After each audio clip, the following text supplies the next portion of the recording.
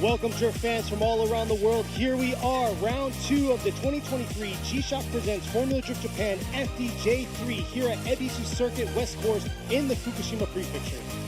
世界中のドリフトファンの皆様、お待たせいたしました。2023年横浜タイヤプレゼンツフォーミュラードリフトジャパン FDJ3 ラウンド2、ここ福島県恵比寿サーキットからお届けいたします。ついにね、2戦目となりました FDJ3 ドリフト自慢のみんな集まれということで FDJ3 はね、みんなの、挑戦を待ってます。So if you're into drifting, if you do want to compete, you're always welcome to come and compete at FDJ3。まさしくドリフトをね、これから挑戦していこうという人たちのための大会となります。ここで15位以内にシリーズ争いが入れば、来年からは FDJ2 にステップアップすることができます。そして FDJ は本国アメリカで、FD シリーズですね、フォーミュラドリフトの、参戦もこの先ステップアップの土台となっていきますので、夢が膨らむ大会の最初のステップとなります。ドリフトを純粋に楽しみたい人、そしてドリフトで上に、行きたい、目指したい人たちは、こぞってこのカテゴリーエントリーして、皆さんね、楽しくドリフトをエンジョイして上を目指していってもらいたいと思います。So this is a category where a lot of people could step up. The top 15 guys from the series get to step up to the FDJ2 series. FDJ2 series could step up to the FDJ. FDJ series could bring you all the way to the Formula Drift USA series. So there's a lot. You know, it's a stepping stone. But for those of you who are enjoying drifting, you just want to enjoy it, you want to compete, you want to get to the top, this is where you want to get started. Exactly. I mean, it's a growth point, it's a stepping point. But yes, look at the weather we have right now. Beautiful weather. We've been blessed all weekend, and you know it's going to continue. So it's going to be a smoke show for us. 今日のね、天候も、ご覧の通りドライで晴れ、すごく涼しい、陽気になってますが、さあ、この恵比寿西、コースなんですが、コースレイアウトこうやって、審査席の方から見ていきますが、その前に審査席の、僕らの、ちょっと紹介をしていきたいと思います。I'd like to introduce us here at the judging stand. You're going to have myself, Kenny Harris. I'm going to be on the mic talking to the PA, everybody out here, and then those of you out there viewing in. And then you got Robbie Nishida. He's got dual handing. He's going to be doing English, Japanese, and judging. And all the way to the left of him is going to be Andy Yen, coming all the way out from the U.S., helping us out, being the guest judge. And once again, Yoichi Mamura doing his thing, judging out here for the FDJ3 series. そうなんです。英語の解説は、ご存知、ケニー・ハリス、そして日本語と英語を交えての、解説が私、ラビー西田、そしてジャッジの一人でもあります。そしてアメリカから、はるばる、フォーミュラドリフト US の、ジャッジも、以前していますが、アンディ・イエンがアメリカから今回は来日、そして一番左ですね、今村洋一、レジェンドドライバーが、ジャッジの一人として FDJ いつも参加してます。さあ、このね顔ぶれでお送りしてまいりたいと思いますが、昨日のエントリー、予選を、戦い抜いたドライバーが、全部で23台ほどかな。There's about 23 cars that fought through the qualify and made it to the top 15 ということで23台のうち、今回のベスト16争い、今回の決勝追走の、ベスト16に残ったドライバーたちが、今日はお互い追走で、戦っていただきます。ここですね、青木選手、今回90点台に乗せてきまして1位通過ですね。Like you saw Aoki, he got like into the 90s and actually qualified. That's pretty impressive. Exactly. This is our top 16 drivers for the FDJ3 series here, the second round at EBISU. So definitely hard fought. You know, qualifies that were going down yesterday, but they made it happen and got points on the board. And here they are. そうなんです。新しい顔ぶれなので、どのドライバーがどんな感じで走るかっていうのを僕らも予想がつかないのでね、そういう部分でもちょっと楽しみがあるかなと思います。They're not so familiar, so I'm actually looking forward to seeing how they're going to drive as well. そして、今回の大会、なんですが、注目なのが FDJ3 ですね。横浜タイヤのワンメイクで、今大会も行われるということです。This event, you know, FDJ3 we're also going to be using the Yokohama tires as a spec tire. あとAPEX V601 ですね。このタイヤは GR カローラ RZ の標準装着タイヤとして認められたタイヤでもあります。ハイグリップすぎないためエンジンパワーを上げても、上げなくても、テクニックを磨けるタイヤでもありますし、このタイヤのいいところでもあると思います。ドリフト入門にも適していますし、こんなタイヤでこの使い方、やっぱり腕、車のセッティングなどで、どうやって使うかが、勝敗の鍵となります。So there you go. That's Advent AVX V601s. They use these tires, and it's a stock tire for the GR Corollas that they have now. GR Corolla RZ actually. It's an OE tire for that. Has a lot of grip, and it's also not too grippy, where it's very easy for some of the drivers to handle. So it's really a basic tire that everybody can use for drifting. So if you want to get into it, you might want to start using these tires. Exactly. So yeah, let's check out the course layout here that we have for these drivers today. It's just like the Pro Series. We're going to be rolling here. FDJ2 and FDJ3 is going to be rolling on the same track setup. FDJ そして FDJ2 と、同じく FDJ3 なんですが、コースのレイアウトが、ほぼ一緒なので、ちょっとコースのレイアウト、ちょっとゾーンの説明など見ていきたいと思います。こちらスタートが映ってますが、さあ上からですね、このドローンの映像です。This is a view from the drone。左の、上からストレートの、振り出し地点ですね、が見えます。You can see on the top left hand corner of the screen, that's where the start is and where they initiate。さあこのコースストレート長く来まして、321コーン、振り出しを最後の1コーンまでに振り出しをして、アウトゾーン左側に1、そしてその後に、R がちょっときつくなりますが、アウトゾーン2があります。その後振り返してタッチ&ゴー、タッチ&ゴーはゾーンではないので、深いところまで入れれば、すぐ出ても大丈夫です。そしてフィニッシュラインのすぐ手前にあるアウトゾーン3が、右側にあります。この各ゾーンですね、車のリアでできる限りアウトに寄せていただいて、全部通っていただく形になります。So you know the whole rules about the going down the straight. 3-2-1 cone, you got to initiate by the last standing cone, outside zone 1 on the left. Then the turn gets a little, the radius gets a little tighter, then the outside zone 2 is on the left. Got the touch and go after the switchback, and the outside zone 3 right before the finish line. So these are the zones that we're going to be looking at for the tandem, actually the lead car. 先行の車がね、ちゃんとゾーンを通らなきゃいけないので。それではね、今回の FDJ3、もちろんスペックタイヤ、そのタイヤをね、提供していただいてます。そして、この企業紹介をしていきたいと思いますが、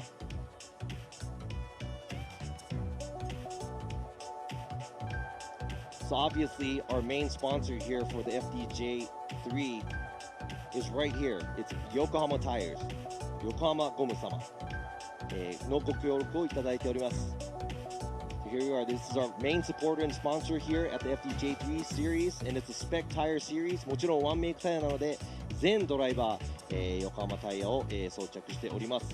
Exactly, and this is the first year run in FDJ3, so I like the what we're seeing out here, and you guys are definitely going to see some crazy tandem battles from the practices we saw earlier. そうなんです。そして FDJ3 もね、今年、発足したばかりなので、今回ラウンド2ということで、皆様はね、今まで見たことないこと、いろいろ起こると思いますが、それも楽しみにしていただきたいなと、ケニーも思っています。それでは、間もなくね、ドライバーの方々も用意ができています。トップ16始めていきたいと思います。Alright, here we are. We're about to start it right now. The top 16 of round 2 of the 2023 Yokohama Presents Formula Drift Japan FDJ3 Series here at EBISU. さあ、2023年横浜タイヤプレゼンツフォーミュラードリフトジャパン FDJ3 ラウンド2エビスサーキットです。トップ16始めたいと思います。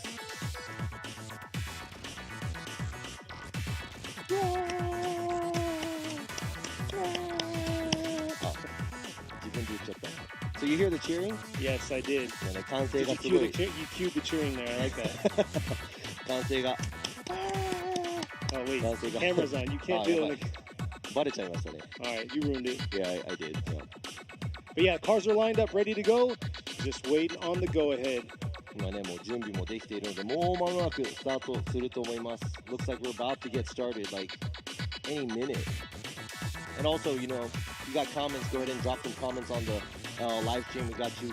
Kenny's got you. Exactly. ライブストリームでもね、コメントとかがあれば、ケニー、日本語は読めないか。And I already saw it's 99 degrees in Texas, and yeah, I'm not looking forward to that. So. 今、アメリカからの情報ですけど、テキサスは今99度。F ですね。摂氏ではなく。How do you say Fahrenheit in Japanese? I don't even know that. Fahrenheit.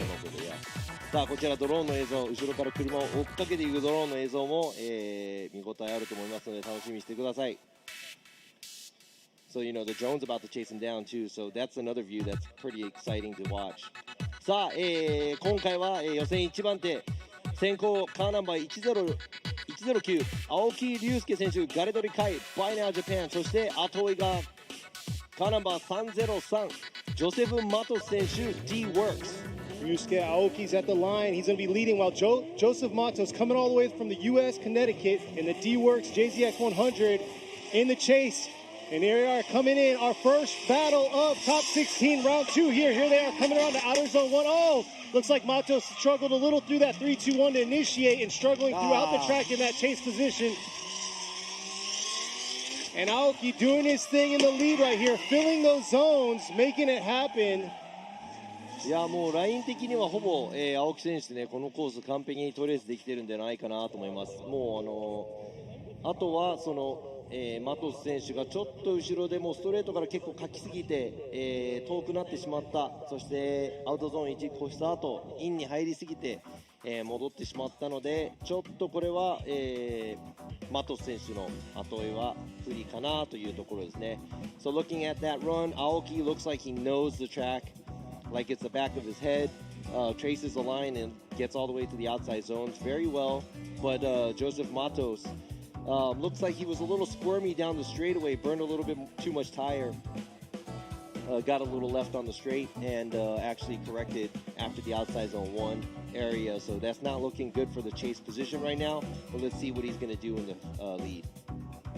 Exactly. Anything can happen. We've seen the tables turn and things change for the worse. So we'll see how he's going to throw down a solid lead run. But man, that run by Aoki was very good.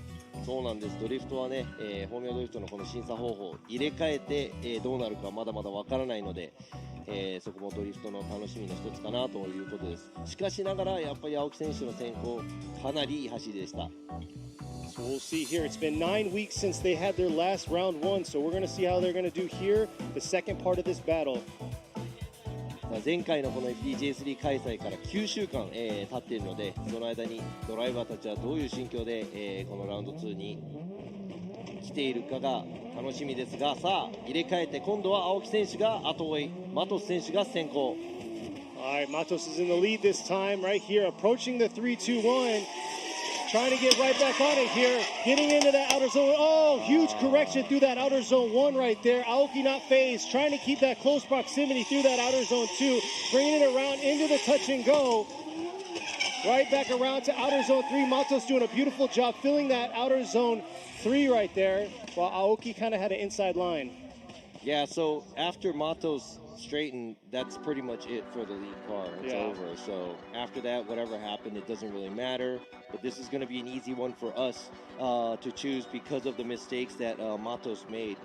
まあ今のね青木選手、終わってからも、ちゃんとドリフト状態でつなげてもいただきましたが、マトス選手アウトゾーン1過ぎたあたりでもうまっすぐになってしまったので、その時点でね先行の車両は、もう終わりという形になります。All right, Yan going left, Yoshida going left, and Imamura going left. So Ryusuke Aoki gets the win, and we'll move on to the grade 8. おめでとうございます。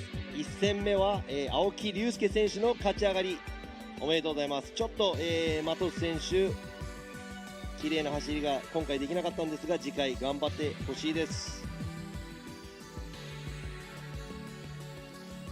さあ続いての、ドライバーたちが今、ゆっくりとスタートラインに着こうとしています。ベスト16、2戦目の戦いです。The second battle, the top 16。先行が安藤康弘選手、ね、オートレスキュー伊豆、そして後追いがカーナンバー881深澤光選手 FI レーシング with best. So Yasuhiro Ando is going to be in the lead this time, going against Hikaru Fukazawa.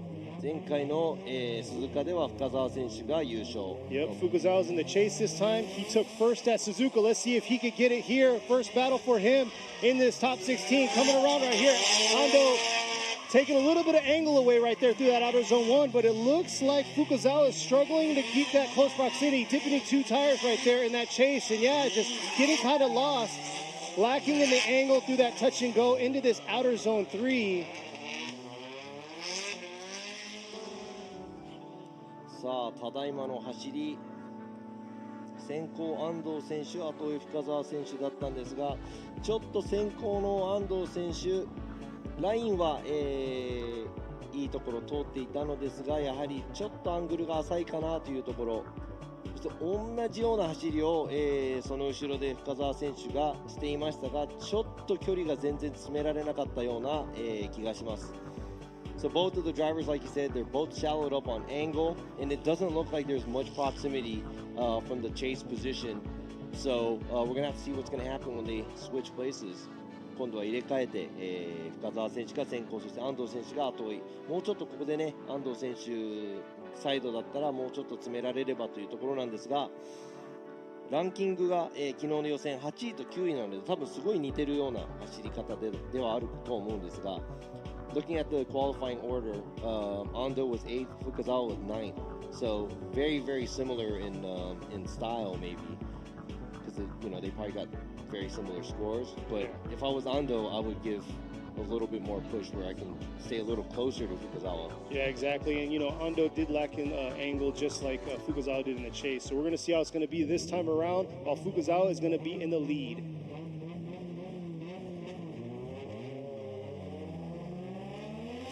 All right, here they are leaving the chicane now. Fukuzawa's in the lead. Ando in the chase. Ando's getting a little burnt here through the straight into the 3-2-1. Trying to close this proximity, approaching this outer zone 2, riding that back line. Here's where he's got to get right back into it, through the touch and go, into this outer zone 3 right here, approaching around right now. It looks like Ando closed it up a little bit, but left a pretty hefty gap throughout that course.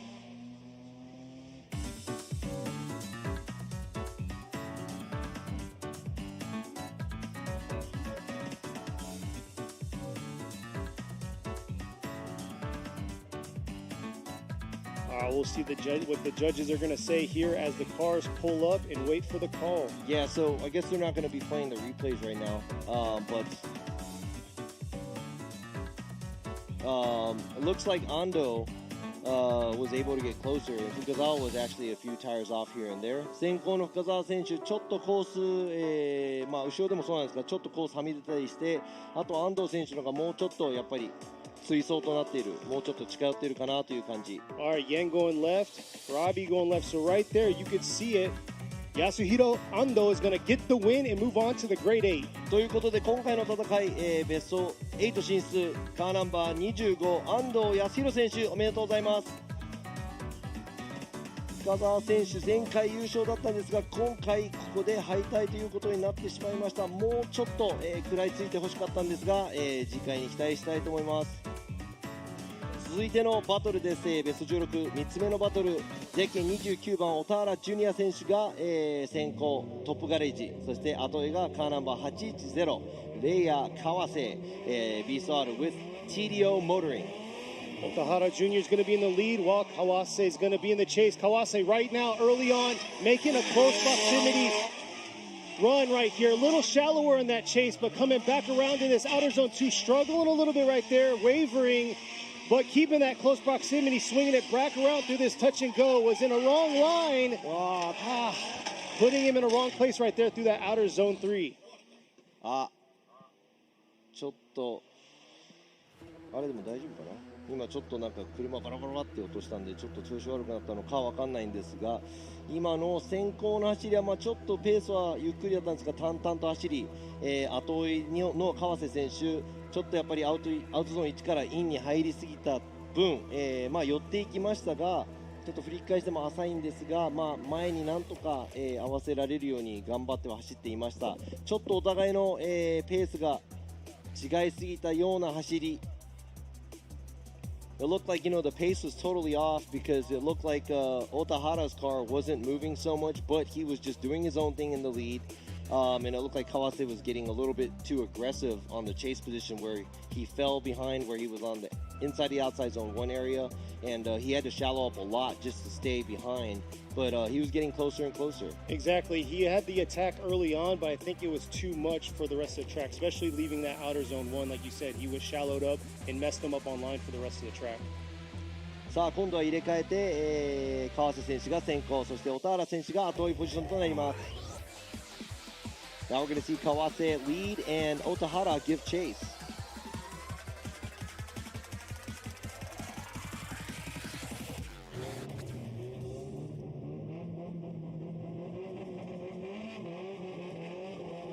Sa start this. All right, here they are coming around. Kawase this time in the lead. Not too bad, but it looks like Otahara filling all of outer zone 1 and outer zone 2 here. Trying to close that proximity here, but not able to close the gap that he's having right now through this outer zone 3 into the finish.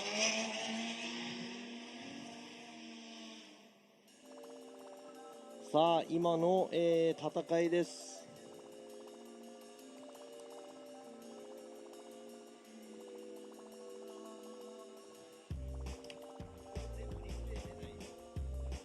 So here's the drone footage right now that we see of the track.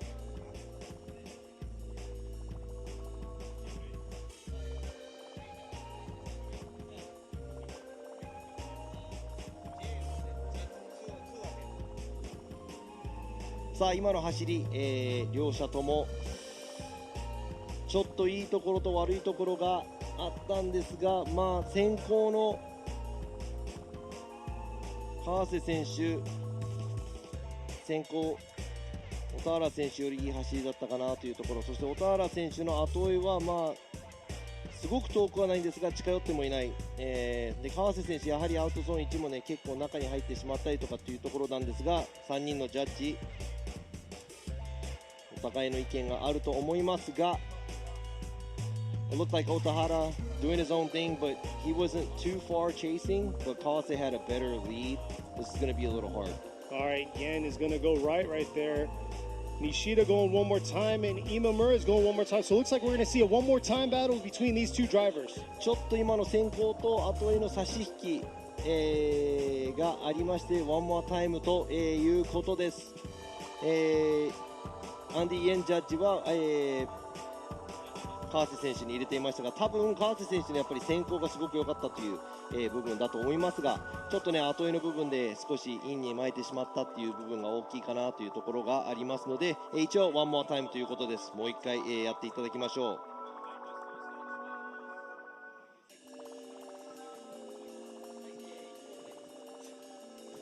さあ、続いての、ベスト16の戦いです。4つ目のバトルですね。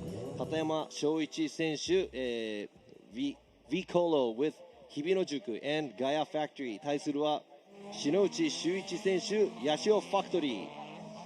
Katayama's in the lead right here in the JZS 100 going against Shinoichi right there around in this S14, bringing it in, trying to keep that close proximity, taking a shorter line. Oh, just struggling right there to keep it in drift. Unfortunately, taking a shorter line, throwing him off right there in that chase position.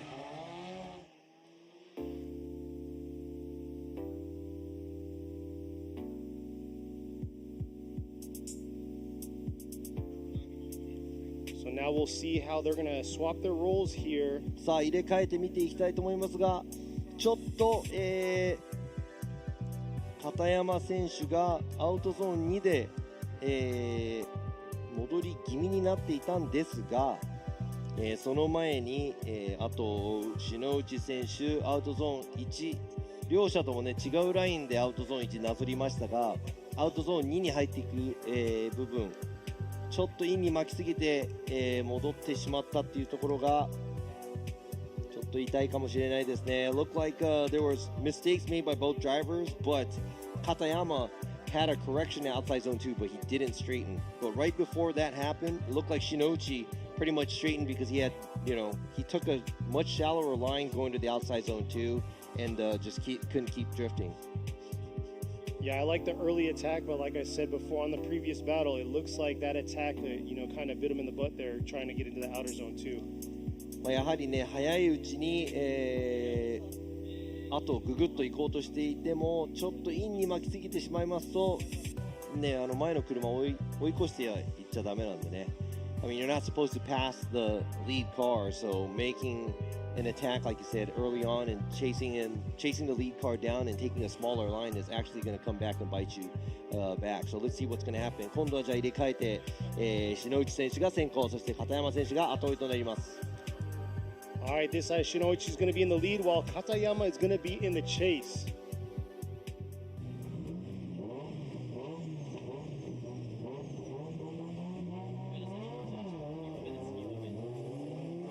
All right, we'll see the adjustment while Katayama right here, he's going to be in the chase. Here he is trying to mimic him all the way through this 3-2-1 into this outer zone 1, both real shallow right there. Katayama trying to mimic, and just losing, and taking out bumpers there in that outer zone 2 with contact.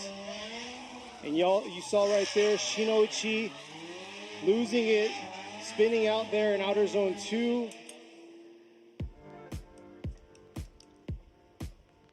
ということでちょっと接触もありましたが、先行今回篠内選手大きくアウトゾーンにハーフスピンをしてしまいました。そこにちょっとね片山選手後ろ引っ掛けてしまった形になりますが、今コースを清掃していただいてます。コースのスタッフの皆さん cleaning up the track right now, and it looked like, obviously that Shinoichi spun out. Katayama kind of nicked his rear bumper. And here we are, the judges are going to be going left right there.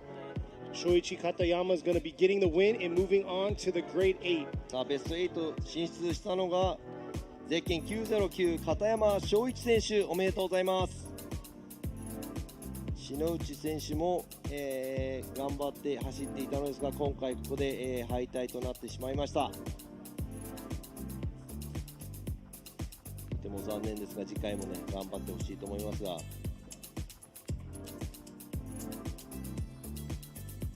今スタートラインに次にね、もう車両を揃えているドライバー2名。Yeah, this next battle looks like we're starting the right side of the bracket. If you're looking for the bracket, it's right there. You can click on it. It's in the chat. You can follow what's going on and who's moving on.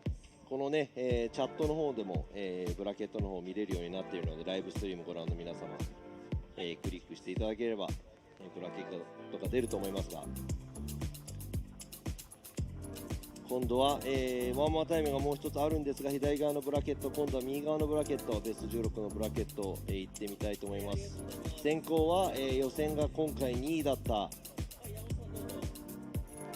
吉田弘美選手、後追いがゼッケン63番古賀大輔選手と、S14 シルビア対 JZX110 です。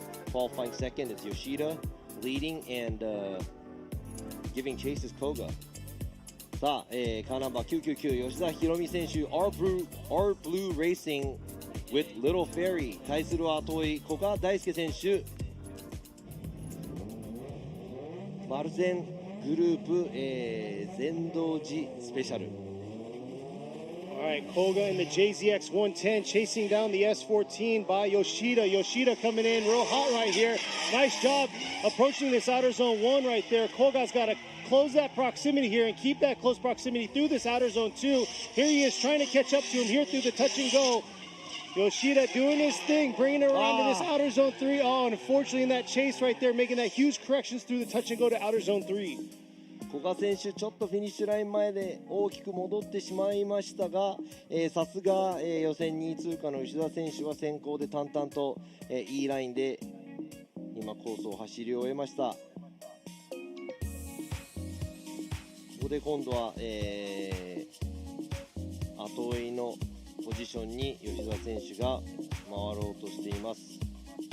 で今度は古賀選手が先行でね、もうすごくいい走りをしないといけないですが、 So it looks like Yoshida obviously qualifying second, kind of knows the track and does a good job in the lead position. Koga, huge correction right before the finish line by the outside zone 3 area, straightens. That's going to be an incomplete for him. So now we're going to have to see how Yoshida is going to give chase to Koga, but Koga just has to do everything in his power he can to lay down a pretty solid lead run, and that's all he can do for now. Exactly. Koga had decent proximity through the outer zone 2 in the second half, but unfortunately, like you said, making that major correction from the touch and go ruined his chase run. 古賀選手がねアウトゾーン2の付近、結構寄っていく感じがしましたが、やはり振り返した後のやっぱり、大きなミスが今回響くのではないかと思います。さあ今度は入れ替えて先行がカーナンバー999吉田博美選手 R Blue Racing and Little Factory、 そして後追いがカーナンバー63古賀大輔選手、マルゼングループ全道寺スペシャル。珍しい110。You don't really see 110s competing that much. You really don't. He still has AC too. That's wild. So here he is in the lead this time. He's got to throw down, but here he is. Yoshida coming behind him. It looks like he's leaving a little bit of a gap right here. Let's see if he's going to close that proximity through this outer zone too. And it looks like he's playing it a little safe in that chase position, and not a bad lead run right here. Once again, that second portion right there, that touch and go to outer zone 3 definitely ruined Koga. ちょっと古賀選手、タッチ&ゴーからアウトゾーン3に行く場所が苦手なのか、先行でも大きなミスを犯してしまいました。That might be his weak spot, going from the touch and go to the outside zone 3 area. Made another major mistake, and this might be an easy one for us. 今回の走行はちょっと、ジャッジとしても選ぶのが。All right, here's the results right here. Yen is going to go left. We have Nishida going left. So Hiromi Yoshida is going to get the win and move on to the grade 8. さあ今回、空ぶかしをしていますが、後ろで、今回勝ち残ったのが、ゼッケン999吉田博美選手、おめでとうございます。古賀選手残念ながら、今回はベスト16で敗退となってしまいました。次戦も頑張ってほしいです。さあスタートラインについているドライバー2名、先行が、ゼッケン15番水井大輝選手、チーム山口 with Garage タク、対するは後追いカーナンバー878若いドライバー上野アドル選手 Fat 5 Racing and Vertex。 Mizui right here in the S15 going against Ueno in the JZZ30 Soarer. In the chase, here he is coming around. Outer zone 1 right here, filling the zone by both drivers, bringing it back around. Ueno trying to close that proximity, and there he is right there on the attack here through this touch and go, coming back around into this outer zone 3. Not a bad tandem run between these two.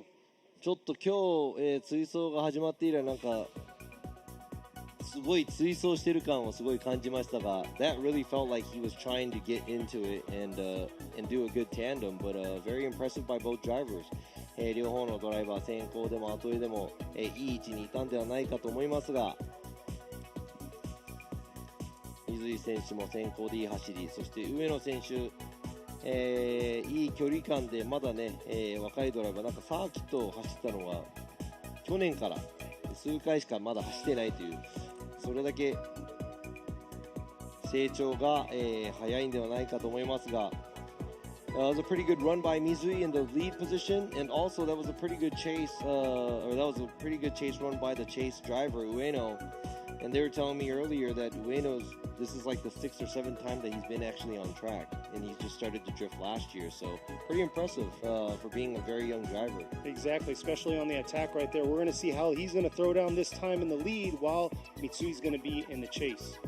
今度は、上野選手が打って変わって先行のポジション、そして後追いのポジションに回るのがゼッケン15番水井大輝選手です。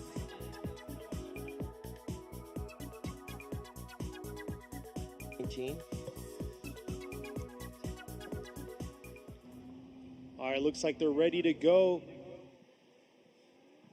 Ueno in the Soarer leading while Mitsui's going to be in the chase, and it looks like we have a pylon touch, I believe.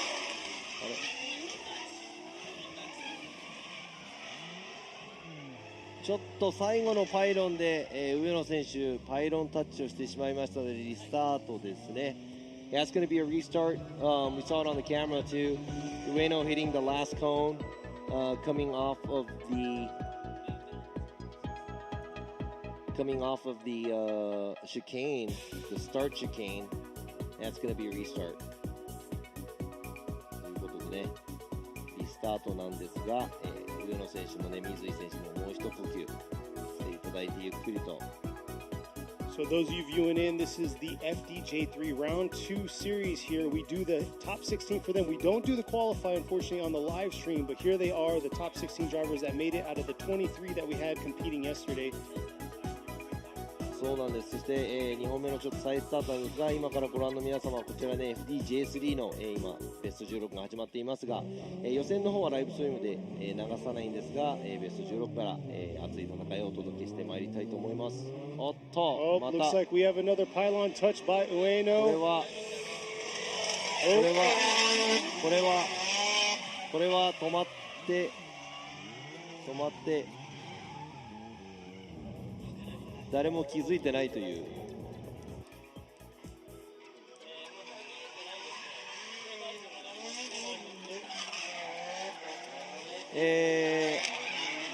今のリスタートなのでね、It's gonna be a restart. Yeah, it looks like the drivers didn't see the red They flag. didn't see the flag, and maybe they should throw the flag onto the track. もうコースに旗を投げてくれと今村洋一ジャッジが指示していましたが、やっぱねちょっとね緊張からなのかやっぱ外が見えてなかったのかもしれないんですがね、もうちょっと、深呼吸をしてゆっくり外が見られるように周りの注意もしなきゃいけないので、Yeah, hopefully they can, I don't know, take another deep breath, and relax, so they can know what's going on the outside, because you do have to follow what the flags are saying, and they're flagging, and also we have a LED light right over here for the restart. ストレートでね直進したところでもリスタートの LED のライトが結構分かりやすい場所で、光っているので、ドライバーの方にもちょっとスポッターの方もできればリスタート叫んでもらいたいですね。Yeah, it's like I want the spotter to be like, yo, it's a restart. But that right there is 2 strikes. Yeah, that's 2 strikes. これは、でもやばいですね。このリスタートは2回まで、3回目はもうその走行終了となってしまいますので、上野選手ちょっと気をつけなきゃいけないです。Yeah, Ueno's gonna have to be careful because 2 strikes, 3rd strike you're out. So he's gonna have to take his time. Looks like they're getting the go-ahead to start this second portion of the battle. Ueno's in the lead while Mizui's going to be in the chase in the S15. Ueno's in the Soarer, leading it. Got to get through the chicane to make this happen. It looks like it's happening this time right here. The second part of this battle. Ueno's got to throw down a solid lead run. Mizui right there. Early on right there on the attack through outer zone 1. Taking a lighter line or a smaller line there through that outer zone 1 and outer zone 2. Bringing about nice smoke cloud behind right there. Ueno doing his thing, filling this outer zone 3. Woo!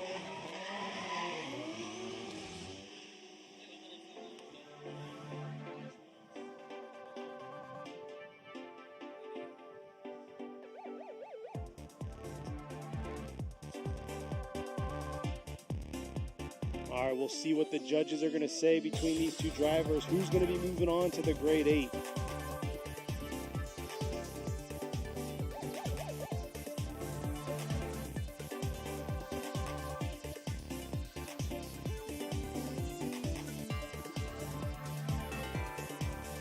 Bringing it back around right there.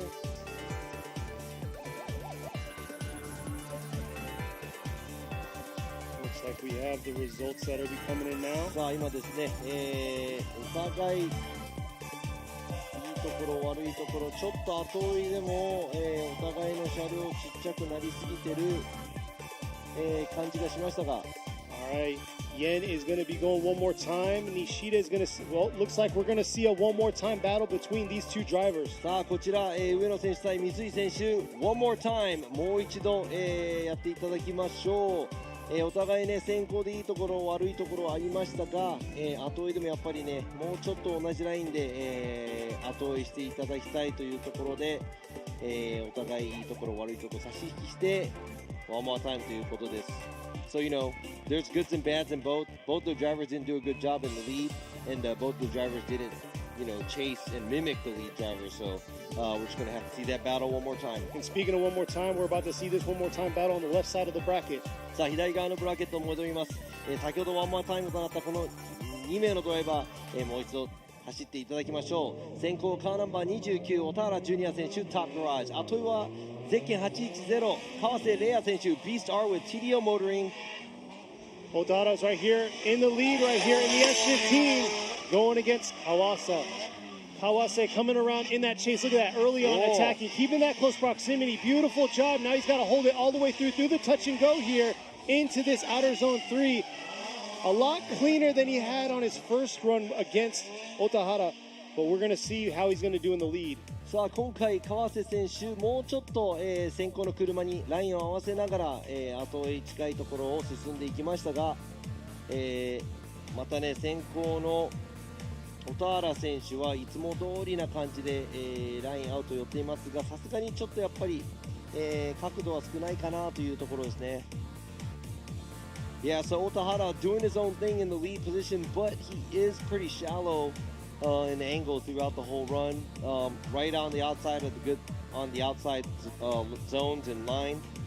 But like you said, it looks like Kawase is actually doing a little better job mimicking the lead car in the chase position and with good proximity. Yeah, exactly. He had a lot more fluidity throughout his chase run. Before it was kind of edgy, off and on the throttle. So good job by him, but we're gonna have to see how he does in the lead this time. そうなんです。今度は川瀬選手が先行走っているところ、どのぐらい小田原選手が、食い込んでこれるか。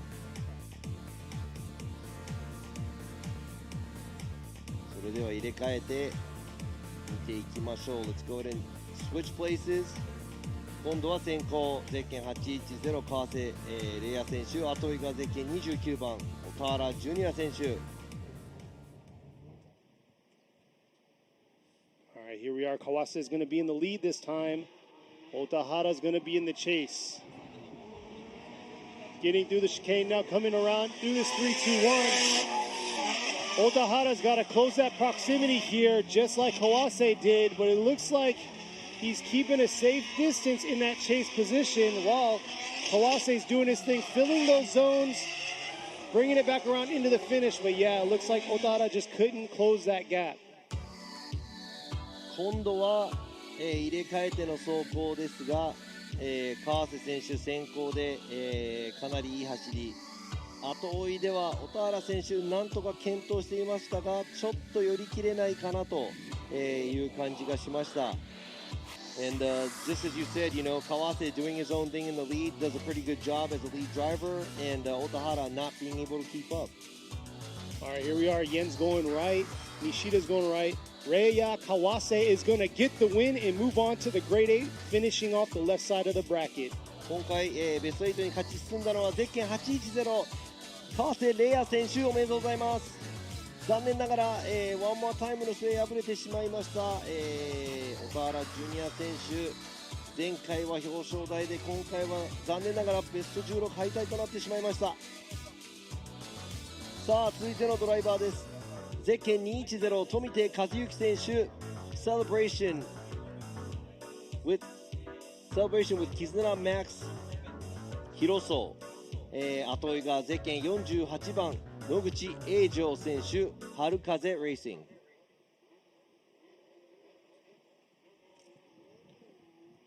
Noguchi's in the chase. Tomite is in the lead here. Tomite taking an early on lead. Gapping right now. Noguchi's got to close that proximity. Looks like Tomite was a little shallow there on the angle through that outer zone 1. Oh, huge correction there by Noguchi in the chase in outer zone 2. Unable to get all the way out there. Throwing him up line. And there he is right there, losing it into that outer zone 3. Very unfortunate being in that chase position.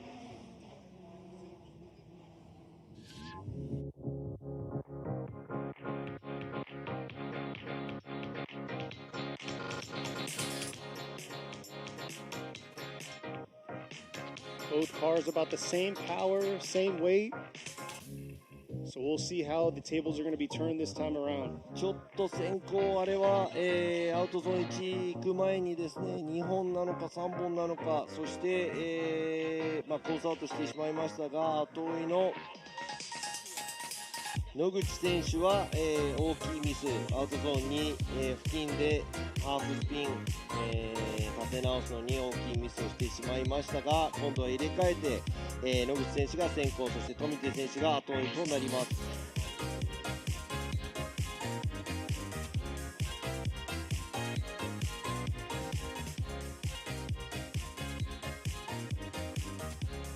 They are bringing it back to the line. Eijo Noguchi is going to be in the lead this time, while Kazuyuki Tomite is going to be in the chase.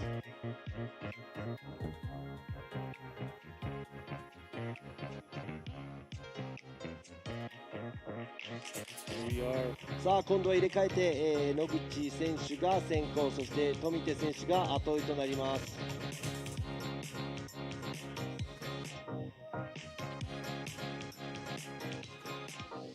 さあ2本目が、スタートするところです。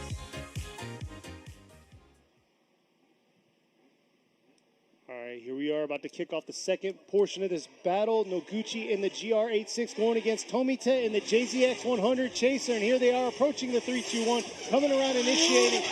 Lead car doing a beautiful job filling that zone, but looks like the Chase is falling a little behind, trying to close the proximity to outer zone 2. Hopefully he doesn't get lost in the sauce here through that outer zone 3 here.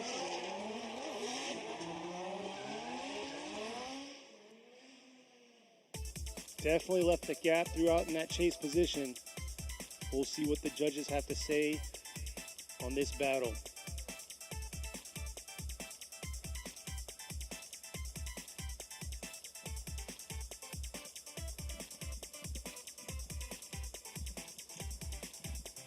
Sa, 先行での走り、すごく、野口選手いい走りだったんですが、やはり後追いでのね、ポジションでの失敗は大きかったです。Yen's going left, Nishida's going left, so Kazuyuki Tomite is going to get the win and move on to the grade 8. 今回勝ち上がったのがゼッケン210富手和幸選手、おめでとうございます。野口選手、先行は予選でもあの走りが出てればもっとすごいところ行ってたんじゃないかなと思いますが、次回に期待したいと思います。ということでベスト16、ワンモアタイムを除く最後のバトルとなります。So excluding the one more time that we have, this is going to be the last battle that we have for the top 16. こちら先行がゼッケン929山田義勝選手 Team AJ、 そして後追いがゼッケン92番鈴木健二選手リベストエステートレーシングチーム。Yoshikatsu Yamada is going to be in the lead, while Kenji Suzuki is going to give chase in the JZX 100 Mark II. And here they are coming around. Cresta, a JZX 100 battle here. Oh, dipping 2 tires in that chase. Oh, making a correction, approaching that outer zone 2 in the chase, bringing it back around here. Lee doing a beautiful job through that touch and go. And overshooting that over outer zone 3 right there. 山田選手、画像からフェードアウトしてしまった。It was looking Yamada, very, yeah, it looked like he had it in the bag. Yeah, it was looking very good up until the end. 今の走行、山田選手先行で、これはいいねっていうような感じがして、最後のアウトゾーン3、やはり最後の最後までどうなるか全く分かりません。That's why I always tell you, you know, never know what's going to happen till the end because thought he had it in the bag. Next thing you know, all 4 tires off track. Yep, came in too hot into that outer zone 3 and washed out. いやちょっともったいない気がしますが、鈴木選手、後ろでねなんとか食らいついていきましたが、今度は先行を走っていただきましょう。そしてもう山田選手はもうね大きいミスをしてしまったので、後追いではもう激しい追走をするのみです。The only option that Yamada has is to just give him zero space and chase him down because all Suzuki has to do is do one clean lead run.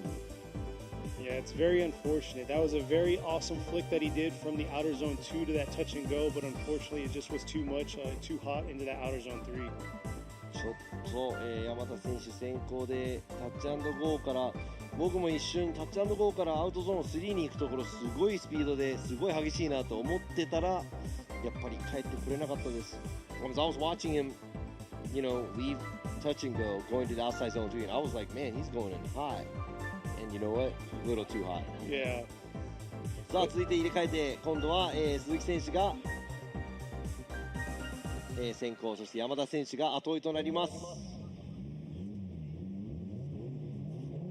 All right, this time around, Suzuki's going to be leading. Yamada is going to be in the chase. And like Robbie said, Yamada's got to be right on his fender, bringing it into this outer zone 1 all the way around the track. And here we are, Suzuki taking a little bit shallow here, filling the outer zone 1. Yamada's got to do his thing and try to get that proximity close. Oh, huge correction right there from the lead. Suzuki in that outer zone 2 right there. 鈴木選手、走り終えればよかっただけだったのに。All Suzuki had to do was drift through the finish line, but there was a huge sizable mistake. 今の、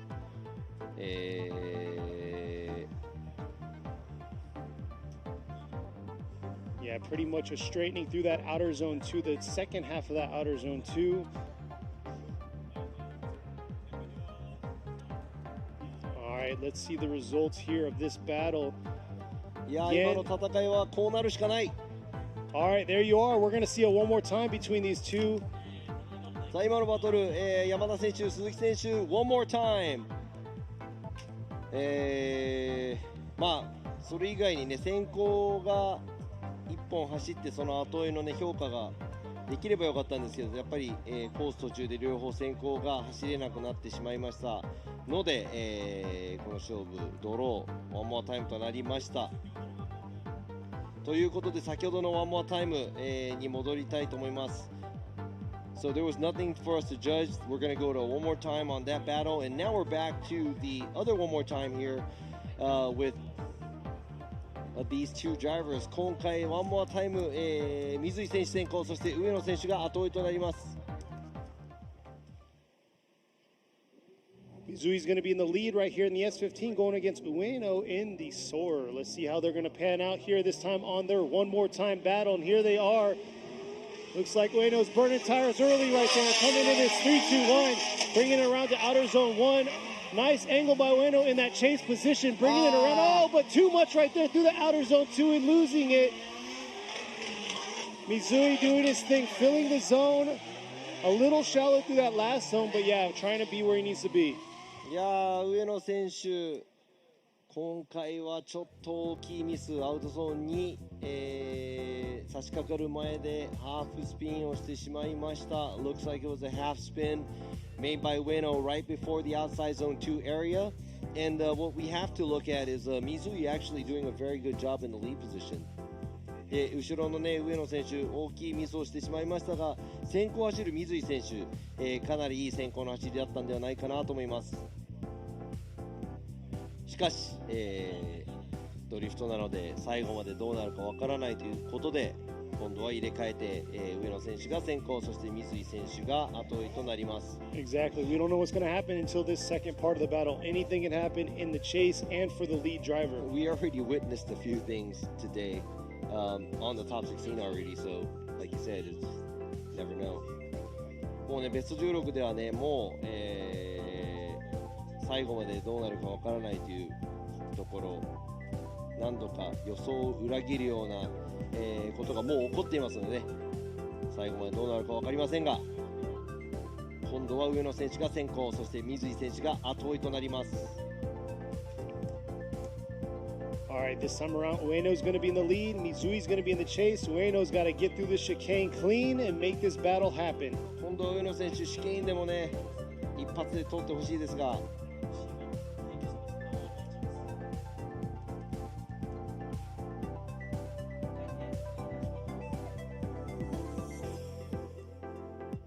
All right, looks like they're going to get the go-ahead here. Second part of this one more time battle going down now.Ueno in the chase, lost it at outer zone 2, but here he is this time in the lead, coming around this outer zone 1 here. Nice approach to the outer zone 1 right there, real deep into that zone, bringing it back around into outer zone 2. Mizui trying to keep that close proximity around this outer zone 2. Back through this touch and go here. Nice job by Mizui in that chase position right there. And いやーこれは今日、まだベスト16の中でもかなり熱い追走が見られたと思いますが、先行の上野選手角度もついて素晴らしい先行の走り、後追いのね水井選手も、どんどん接近していきますが、やはり先ほどの上野選手の後ろ後追いのポジションでのミスは、かなり大きいです。all right, Yen's going to be going left, and then Nishida's going left. So all three judges are going to be going left. Taiki Mizui's going to get the win and move on to The Great Eight. Grade 8. さあ、今回勝ち進んだのがゼッケン15番水井大輝選手、おめでとうございます。ワンモアタイムの末熱い走りだったんですが、残念ながら上野アドル選手はここで敗退となってしまいました。まだまだね若いドライバーなのでこの先も頑張ってほしいと思いますが、Ueno, putting down a pretty solid lead run, another young driver to look forward to in the future. Exactly. さあ先ほどのワンモアタイムですね、もう一回仕切り直しということで、お互い走っていただきましょう。 Let's go ahead and check out the one more time battle here、ゼッケン929山田義勝選手 Team AJ 対するは後追いゼッケン92番鈴木健二選手イベストエステートレーシングチーム。 So here we are. This is going to be a one more time battle, but the last battle of the top 16. Who's going to be moving on to the grade 8? Is it going to be Yamada or is it going to be Suzuki? Suzuki's in the chase right now, coming around. Yamada did a phenomenal lead run, but washed out in the outer zone 3, and here he is bringing it around this outer zone 2. All right there, Yamada once again, or not Yamada, Suzuki right there once again making the big mistake in the outer zone 2. But right there, Yamada cleaning it up and making it happen through outer zone 3. 今度は、山田選手スクリーン内に収めました。Yamada stayed in the screen this time. He didn't go off screen. But like you said, there's a major mistake made by Suzuki in the chase position. で今ね、大きく、皆様のもう見ていただいて分かる通り、鈴木選手がちょっと後追いのポジションでアウトゾーンに、付近もう一度戻ってしまいました。先ほども、同じような形で、戻ってしまったと思います。なので今度はもう鈴木選手先行ですごい走りを見せる、ことしかできないので頑張って走ってほしいですが、山田選手は後追いで間を空けすぎずにいいところで鈴木選手を追い詰めていく走りをすると思います。ゆっくりと帰っていきますが、この JZX 対決 JZX バトル、黒い車両、山田選手が JZX100 のフレスタ、そして赤い車両 JZX100、鈴木選手はマーク2、That's the red Mark II. Suzuki's piloting a black Cresta, both JZX100 chassis driven by Yamada. So we'll see how it's going to go here. Yamada's got the advantage right now with a clean lead run, while Suzuki made that major mistake in outer zone 2. So he's got to throw down a solid lead and hope for how Yamada's going to chase. そうなんです。今度は鈴木選手、大きいミスを後追いで犯してしまったので先行はビシッと、決めたいと思いますが、さあ両者スタートしました。ちょっと開いてるかな。It looks like Yamada's giving him a safe distance here. Suzuki, Suzuki not able to get a good initiation to that outer zone 1. Throwing away his lead run here. Yamada kind of falling back, just chilling, bringing it around into the finish here.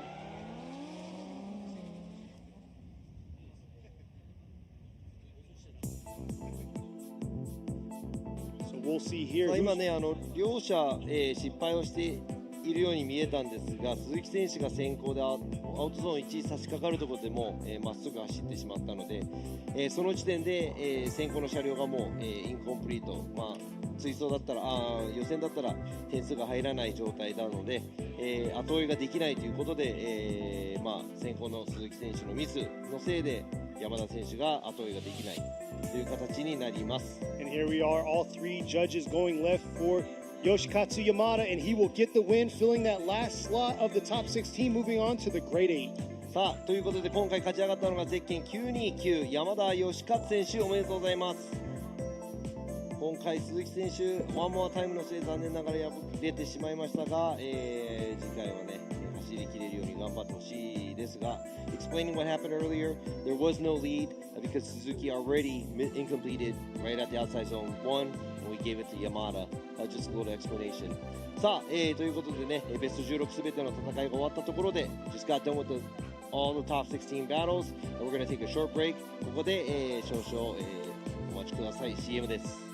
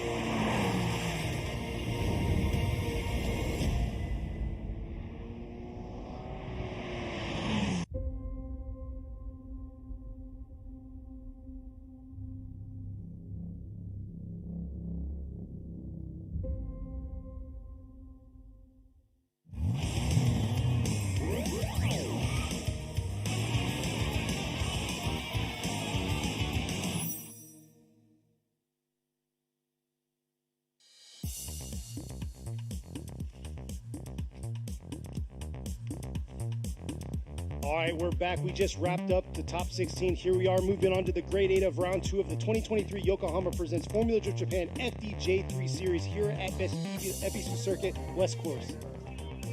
さあただいまですねベスト16の戦いすべて終わりましたが、2023年横浜タイヤプレゼンツフォーミュラードリフトジャパン FDJ3 ラウンド2ですが恵比寿サーキットグレード8トップ8ですねベスト8、に、これから入っていきたいと思いますが Let's go ahead and move on to the grade 8. This is going to be exciting because we got these drivers that had some hard-fought battles getting into the grade 8ハードなバトルを勝ち進んできたドライバーたちが、この、ね、ベスト8に、勝ち進み誰が、表彰台に立つのか Who is going to get on the podium さあ、先行は予選1位絶好調ゼッケン109青木隆介選手ガレドリ海 By Now Japan 後追いがゼッケン25番安藤康弘選手オートレスキュー伊豆 FD です。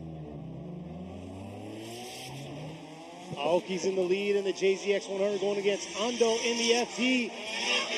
Aoki finishing first. Oh, coming off track right there in the chase right there by Ando. Not looking good for him. Bringing it back around. Aoki doing his thing, qualifying first yesterday in top 16 qualifying. Here he is bringing it around to the finish. 青木選手も、さすが予選1位同じような走りをずっとしていきますが、後ろで安藤選手アウトゾーン1付近コースアウトをしてしまいました。これは大きいミス。This is a huge error made by Ando in the chase position. Aoki putting down solid lead runs because he knows what to do. Obviously qualifying first. まあもう青木選手は先行でもやるべきことは分かると、いった感じ。安藤選手後ろで大きなミスなので、安藤選手が今度先行を走る、時もう最高の走りをする以外に、勝ち進む方法はありません。青木選手は遠く離れすぎず、いいところで安藤選手についていけば勝ち進めますということで、お互いどんな走りになるのか。Ando, only thing to do now is just lay down a flawless lead run, and for Aoki, as long as he doesn't make any huge mistakes or sit back too much, this may be an easy win for him, but never an easy win because you never know what's going to happen till the end. Exactly. He's got to give a good chase for Aoki. He does have the upper hand, but at the same time, you saw how aggressive Ando was on that chase. We're going to have to see him keeping on the track this time. そうなんです。安藤選手がね、コースアウトしてしまいましたが、今度は先行で、コース内に車を収められるように。All right, here we are. Ando looking pretty aggressive here through the 3-2-1 into the outer zone 1 right there. Aoki trying to keep that close proximity on that chase, but looks like there's a little bit of a gap there through that outer zone 2 into this touch and go. Ando missing that outer zone 3. さあ今度は、安藤選手前でなかなかの走りをしていましたが、青木選手詰めきれないところですが、距離感的には、まずまずといったところ。しかし先ほどのミスは、安藤選手のミスはかなり大きい。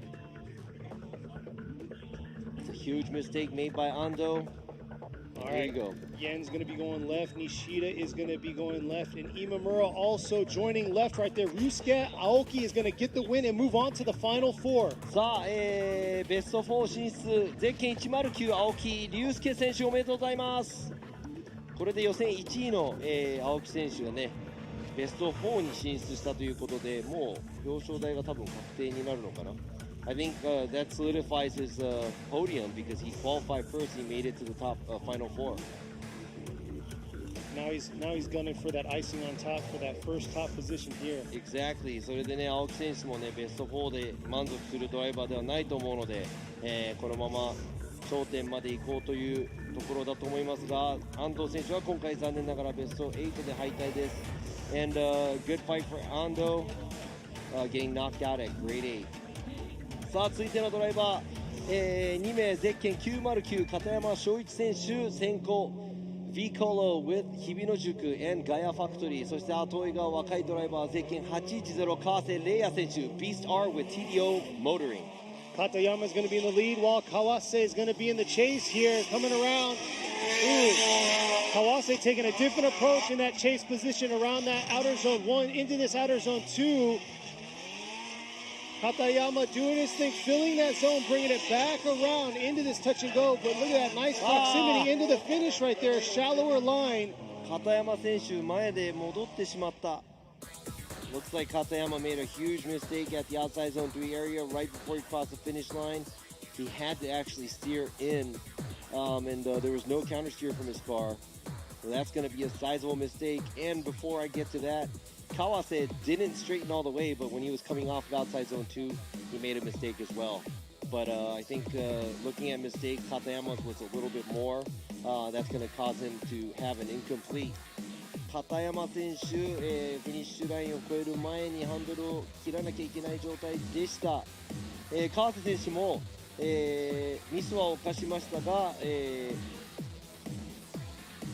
ミスの大きさで言えば片山選手の方が全然大きいかなというところです。川瀬選手も後追いでアウトゾーンに出ていくところ戻りそうになっていましたが、完璧には戻りませんでした。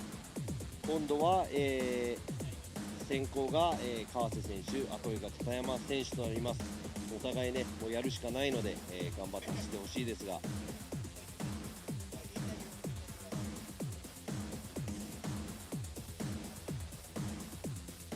さあスタート位置につきました。ちょっと後がない片山選手、後追い、そして川瀬選手は先行。Looks like Kawase is just going to have to lay down a good lead run.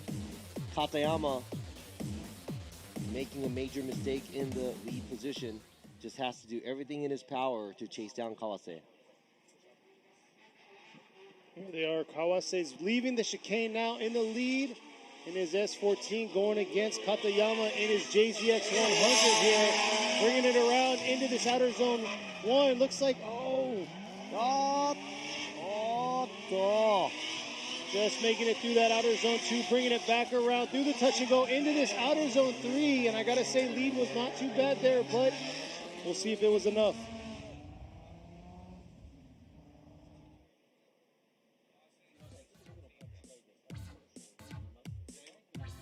いやちょっと今ね先行でヒヤッとしたところちょっとアウトゾーンに、川瀬選手3本以上コースアウトしたら、ダメなんですが2本でとどめました。 Alright, Yen's going right, Nishida's going right. Reiya Kawase is going to get the win and fill that last slot on the left side of the bracket to the final four. ということで、ベスト4に準決勝に進出したのがゼッケン810川瀬玲也選手、おめでとうございます。ということで、片山選手後追いでもいいツイストを見せたんですが、やはり先行での大きいミスは、繰り返せない状態でしたので、今回はベスト8で残念ながら敗退ということです。ということで若きドライバー川瀬選手が準決勝最初のバトル青木選手との、対決決まりました。さあ続いてのドライバー2名、先行がゼッケン999吉田弘美選手 R Blue Racing with Little Ferry、 対するは後追いゼッケン15番水井大輝選手 Team 山口 with Garage Taku。Yoshida in the lead in the S14 going against Mizui in the S15. Here they are battling it out, their first run, bringing it into this 3-2-1. Nice job by lead coming around the outer zone 1 into this outer zone 2. Oh, but dipping for Tizer looks like through that outer zone 2.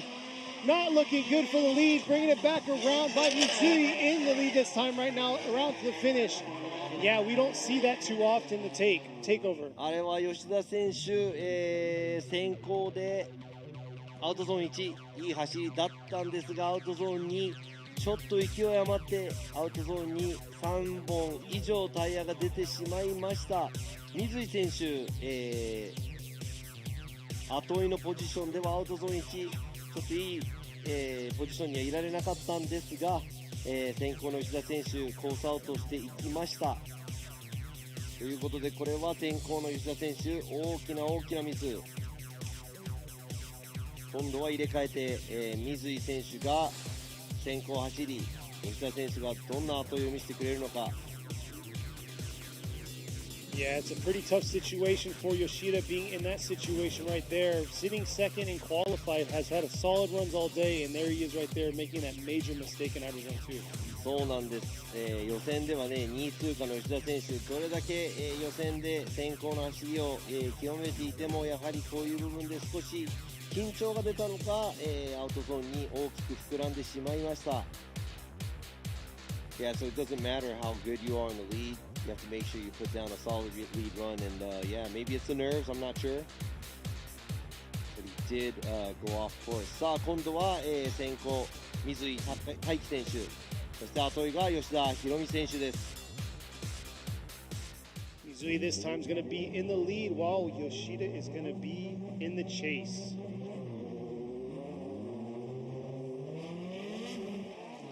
Here it is. Mizui has kind of an upper hand here with Yoshida going off track on outer zone 2.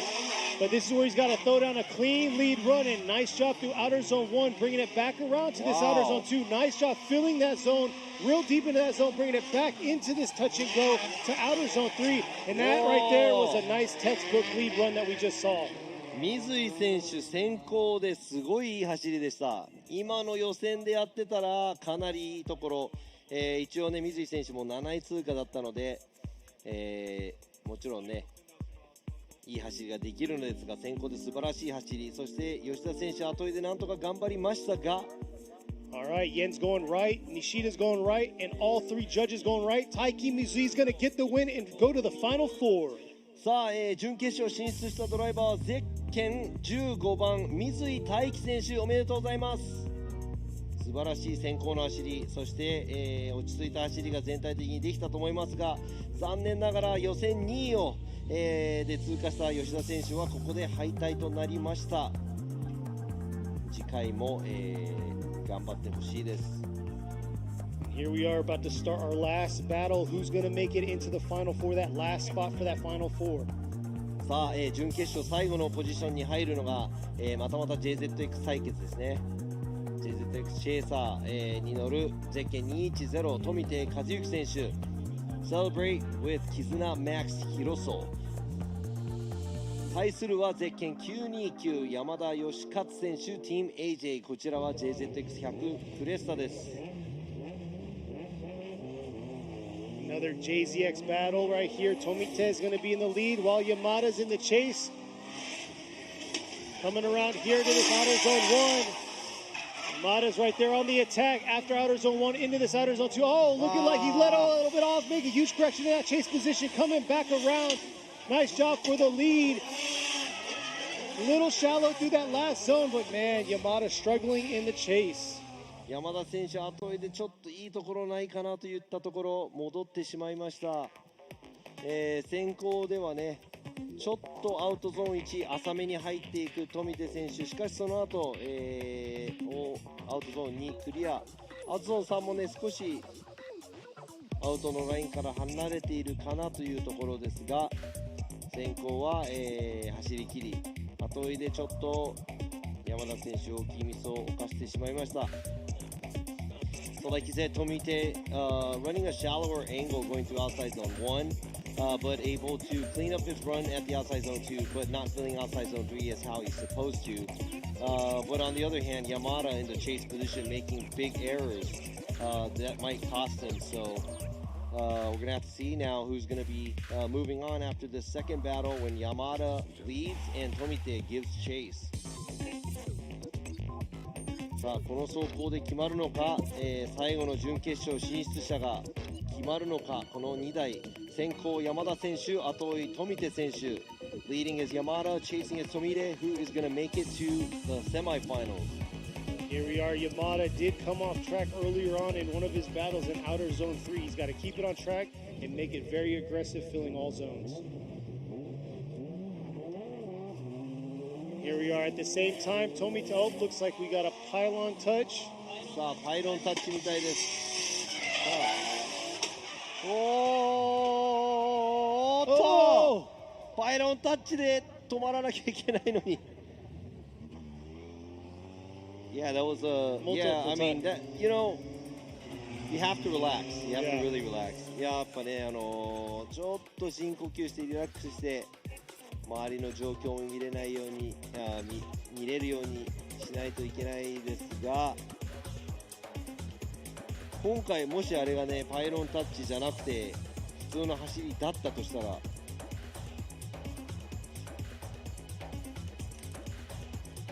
Hands down to the track workers out there, making it happen, cleaning the track, getting the pylons back up for us. そうなんです。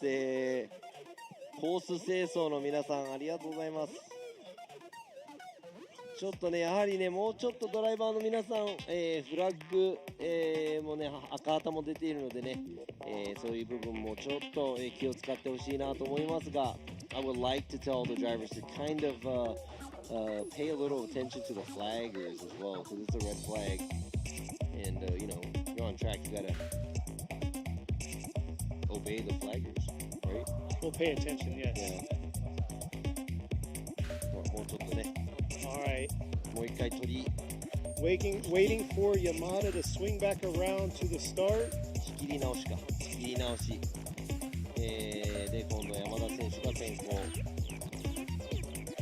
And you know I said it right before he started, he needs to stay on the course, all four on the course. そうなんです山田選手ちょっとスクリーンから飛び入れるのが好きみたいでさっきもアウトゾーン3でフェードアウトした。Yeah, he likes to fade out. Yeah, he's shy. ちょっとシャイなドライバーなのかな。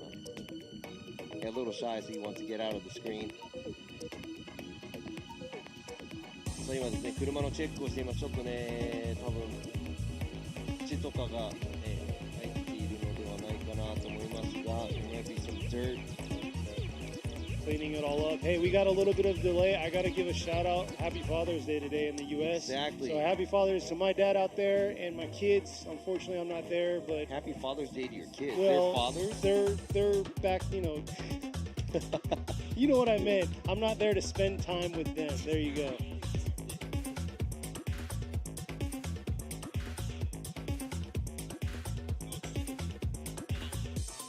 Robbie's getting some というこ facts とで、 right. 今ね、ちょっとあったんですが、Yeah, Happy Father's Day to my dad. He's probably not watching the live stream anyways.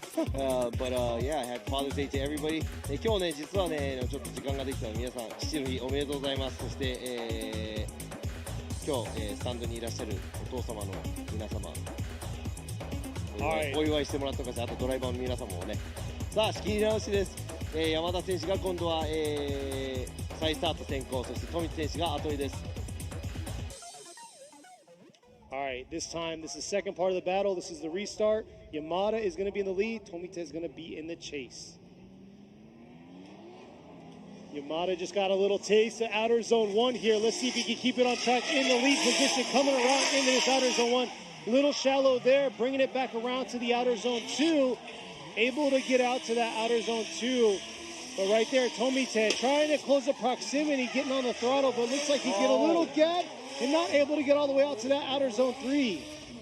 ちょっと富手選手も後追いではあんまり寄っていないような、ちょっとラインもちょっと、取れていないんですが、山田選手の先行もあまり最高の走りではない。アウトゾーン1もちょっとちっちゃかったので、先ほどのミスが大きいということで。All right, here we are. The results are out. Yen going left, Nishida going left, and here we are, all three drivers. Kazuyuki Tomita is going to get the win and fill that last spot to the final 4. 大きいミスが響いたか。ゼッケン210、富手和幸選手が勝ち上がり、おめでとうございます。山田選手、ダイナミックな走りだったんですが、次回はもうちょっとコース内に収められればなと思います。今回は残念ながら、ベスト8敗退です。さあ、どんどん参りたいと思いますが、準決勝、ファイナル4、ベスト4、however you want to call it, semifinals, final 4, best 4, top 4, whatever you want to call it. We are here in the final 4 here for the round 2 of 2023 Yokohama presents FDJ3. They're on a spec tire, Advan Apex V601. So yeah, all on the same playing field essentially. さあ、今回ワンメイクタイヤであるアドバン Apex V601 での戦い、全車両同じタイヤ、同じグリップ、先行109、青木隆介選手、後追いは810、川瀬玲也選手。青木 here in the lead, coming around through the outer zone 1. Nice job, but look at the attack right there by the chase. Not able to get all the way out to that outer zone 1 by the lead, and here they are swinging back around. I love the proximity through that outer zone 2. Beautiful job transitioning back around through the touch and go into this outer zone 4, and that's the attack I want to see here for the semifinals. 水槽っていう感じでしたね。That looked like a real good tandem. ちょっと青木選手、ここに来てアウトゾーン1大きくミスり、アウトまで寄れない、インにちょっと巻いていってしまいました。そこへ、川瀬選手、うまく、ミミッキングですね、前の車の真似をする、同じラインを通る、いい場所、近い、距離で走っていきました。So like we said, Aoki, this is the first time I saw him make a big mistake here in the lead. He did miss outside zone 1, a sizable mistake, but at the same time, Kawase not giving him any room and sticking really close, mimicking every move that Aoki had. Yeah, I want to say he's probably been the most aggressive driver since top 16 all the way down to where he's at now in that chase position. But here, tables are turned. He's got to be in the lead this time and throw down a solid run. そうなんです。後追いポジションとしては川瀬選手、今までの車の中でもすごくアグレッシブな、ドライバーとして、見ていますが、今度は先行、全然ね、後追いと先行話が変わってくるので、川瀬選手先行でどんな走りをするのか、そして、先行が得意だった青木選手、後追いでどんな、走りを見せてくれるのか。Looking forward to seeing what Aoki is going to do, the master of the lead runs in the chase position, and Kawase, a great chaser in his lead position. さあ、先行川瀬選手、後追い青木選手、準決勝1つ目のバトルの2本目です。All right, looks like Kawase's ready to go in the lead this time. Aoki's been doing a phenomenal job. Here he is, bringing it around into this outer zone 1. Aoki keeping that close proximity right there. Oh, fallen just a little bit through that outer zone too. Oh, and straightening. Oh, shutting down by the chase. Kawase right there. 川瀬選手、車が調子悪そう。何かが起こった。何かが川瀬選手の車両に起こってしまったのか。It sounded like his car is running bad right now, so something must have happened in the lead position. And man, that was a great lead run up until that mistake or the problem. 今のね、川瀬選手、先行すごくいい走りだったんですが、アウトゾーン2付近で何かが起こってしまった。Yeah, that was very, you know, that's not an ideal situation. He did really good on the lead or the chase, and here he is right here. Yen going left, Yoshida going left. Yusuke Aoki's going to get all the votes from the judges, and here he is moving on to the finals. さあ、決勝戦勝ち進むのがゼッケン109青木隆介選手、おめでとうございます。そして残念ながらここで準決勝敗退となってしまいました川瀬選手。車両に何があったのかちょっと分かりませんが、ミスなのか車両なのか、ここで残念ながら敗退。いい追走を見せていたんですが、青木選手の、後追いの、追走もかなりね、良かったと思いますが、青木 looked like he knew what he was doing in the chase position as well. I mean, up until that mistake from Kawase. And it's just reflecting off of his qualify run. Number one in qualify, and there you go. You saw a pretty decent lead. He messed up in outer zone, which is the first we saw. But in that chase, that's definitely something we haven't seen from him in all his battles so far. そうなんです。青木選手、ガレドリカイトも、皆さん多分、ご存知だと思いますが、先行ではねちょっとアウトゾーン1、大きいミスをしてしまったんですが、さすが、予選1位のドライバーとして、今回予選通ってきましたが、後追いのポジションでもかなりいい走りができたんではないかなと思いますが、いやー本当川瀬選手にもね、頑張っていただきたかったんですが、今回は残念ながら、ここで敗退ということになります。ということでですね、今決勝戦進出している青木選手もお父さんということで、父の日おめでとうございます。今スタンドにいるお父様方も父の日本当におめでとうございます。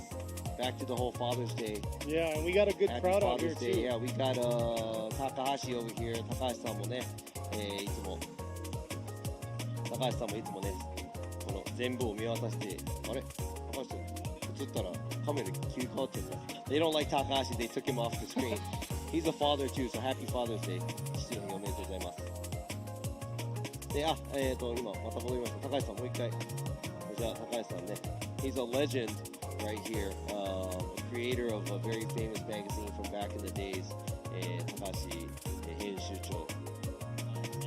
懐かしいレジェンドの編集長なんでね、今回いつも FDJ、FDJ2、FDJ3 の方全部見渡してね、安全確認などして、重要な役割をしていただいてます。Takahashi always looking at his race control, so he pretty much watches over FDJ1, J2, J3, make sure everything is, you know, clear, everything is safe before the drivers go out and start. So he's always on the radio, actually. So at the same time, if there's a huge delay, it's his fault too. そうなんです。で、ちょっとね、ディレイがあって遅れたりとかしたら、ほぼ全部高橋さんの、せいだと皆さん思っててもらえれば、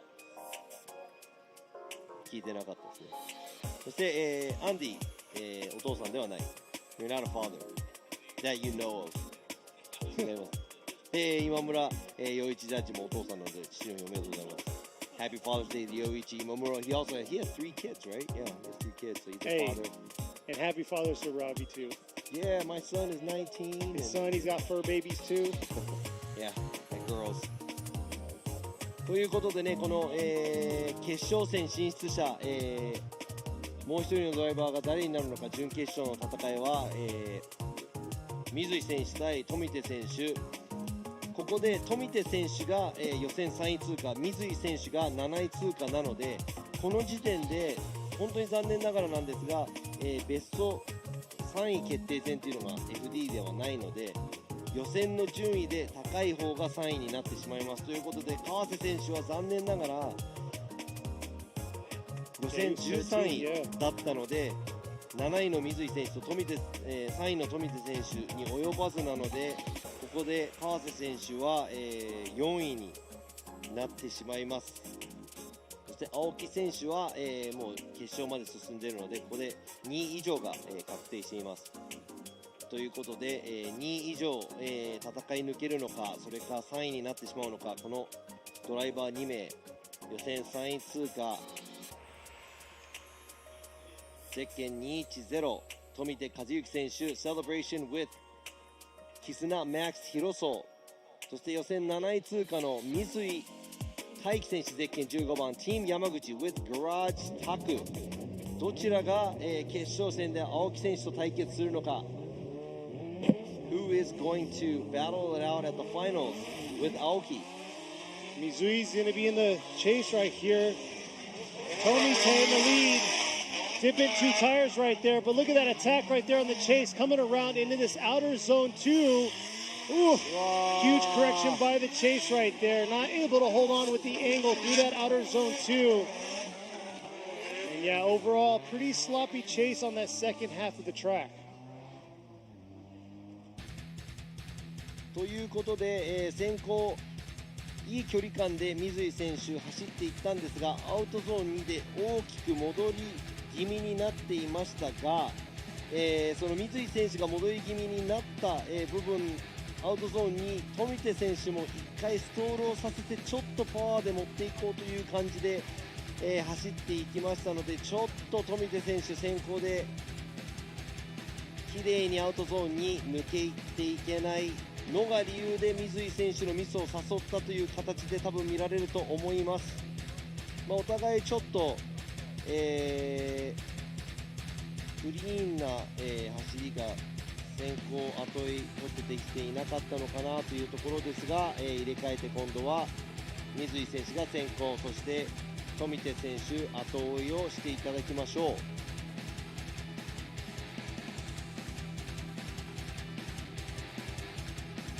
水井選手が先行、そして後追いが富手選手。Mizui's going to be in the lead this time, while Tomite is going to be in the chase. Mizui making huge mistake in that chase position in that outer zone 2, along with the touch and go in outer zone 3. So he's definitely got to clean it up here. Getting through the chicane. Mizui in the S15, Tomite in the JZX100, ripping into this 3-2-1 in outer zone 1. Dipping 2 times. Oh! Little correction there by the lead, coming back around into this outer zone 2. Little bit of a struggle through, trying to close that proximity into that outer zone 3.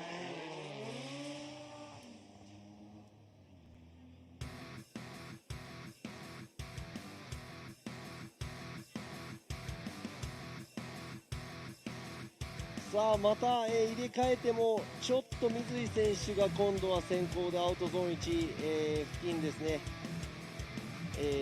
脱輪してしまった。そしてちょっと大きく戻りましたが、なんとか体勢を立て直しました。